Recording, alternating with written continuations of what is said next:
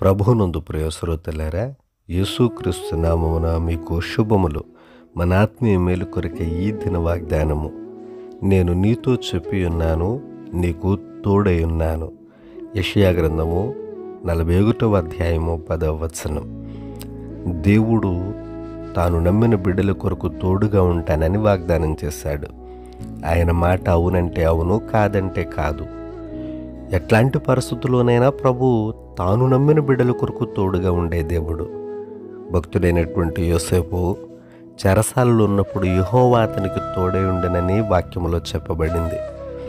భక్తుడైన దావీదు బాల్య దినములలో పౌరుషం కలిగిన వాడై గొలియాతు యుద్ధకు యుద్ధానికి వెళితే దావీదునకు యెహోవా తోడై ఉండను అని వ్రాయబడింది.